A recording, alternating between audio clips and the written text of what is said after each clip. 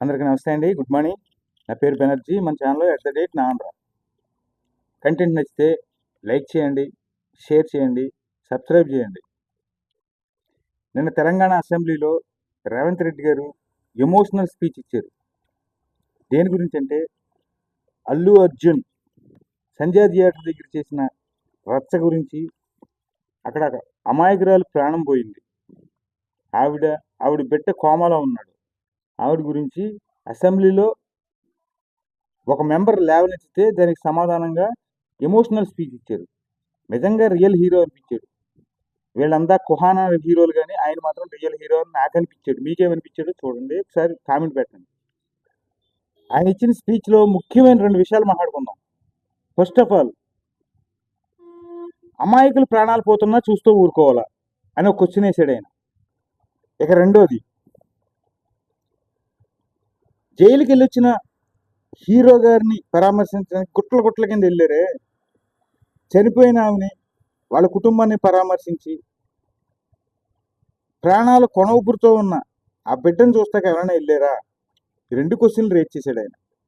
బా, హ్యాట్సాప్ తెలంగాణ ముఖ్యమంత్రి గారు రేవంత్ రెడ్డి గారు. మీకు చేతులెత్తి దండం పెట్టాలి. నిజంగా చెప్తున్నాను, మీలాంటి నాయకుడు ఉండాల్సిందే ఎట్టి పరిస్థితుల్లో. పార్టీలు ఏముందో, పార్టీలకు అతీతంగా చెప్తున్నాను.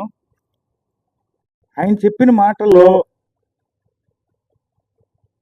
అసలు ఆ హీరో గారిని అనుమతి లేదంట పోలీసు వాళ్ళు. సంజయ్ థియేటర్ దగ్గర హెవీ క్రౌడ్ ఉంటుంది, ఈ టైంలో మీరు వస్తే చాలా ప్రాబ్లం అవుద్ది, లా అండ్ ఆర్డర్ ప్రాబ్లం వస్తుంది, దయచేసి మీరు రావద్దు అని చెప్పారంట పోలీసులు. అయినా సరే వినిపించుకోకుండా ఆయన వెళ్ళాడు. ఫస్ట్ తప్పు అది. ఇంకా రెండో తప్పు, క్రాస్ రోడ్ నుంచి ఊరేగింపు చేయమని ఎవడ చెప్పింది ఈయనకి? ఊరేగింపుగా వెళ్ళాడంట, చేతులు ఊపుకుంటా. నాకుంది కదా కారు, ఓపెన్ టాప్ కారు అని చెప్పి పైకి లేచి బిల్డప్ ఇచ్చుకుంటూ వెళ్ళాడంట. ఏమైంది? అభిమానులు పిచ్చి జనం ఎగబడ్డారు, తొక్కిసలాట జరిగింది.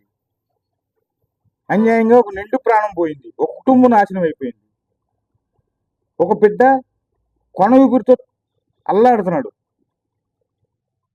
అవేం పట్టించుకోకుండా మా హీరోని అరెస్ట్ చేశారు, అల్లు అర్జున్ అరెస్ట్ చేశారు అని చెప్పి రాజకీయ దుమారం రేపేసి రాజకీయ పబ్బం గడుపుకునే వాళ్ళని ఏం చేయాలి? చెప్పుతో కొట్టొద్దు.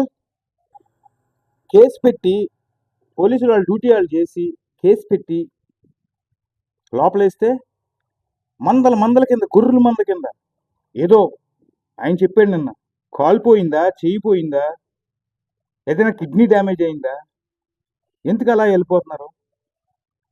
అదే బాధ చనిపోయిన కుటుంబం మీద ఎందుకు లేదు మీకు? కోమాలో ఉన్న బిడ్డ మీద ఎందుకు లేదు అని చెప్పి అసెంబ్లీ సాక్షిగా కడిగి పాడేసాడు వెధవల్ని. నిజాయితీగా నాయకుడు అంటే అలా ఉండాలి. ఒక నాయకుడిని పొగటం కోసమో లేదంటే ఎత్తడం కోసమో కాదు, రియల్గా చెప్తున్నాను. ఈలోపు ఈయన ప్రెస్ మీట్ పెట్టి, ఈయనకి అసలు తెలియదంట, మరుసటి రోజు వరకు తెలియదంట, విచిత్రమైన ప్రెస్ మీట్ పెట్టి డ్రామాలు మొదలెడుతున్నాడు. తప్పు చేసిన వాడిని ప్రాణాలు బయట పోయినాయి అని తెలిసి కూడా లోపల సినిమా చూసి బయటకు వస్తానన్న అహంకారిని ఖచ్చితంగా శిక్షించాల్సిందే. ఇందులో నో కాంప్రమైజ్. ఆ కుటుంబానికి న్యాయం చేయాల్సిందే.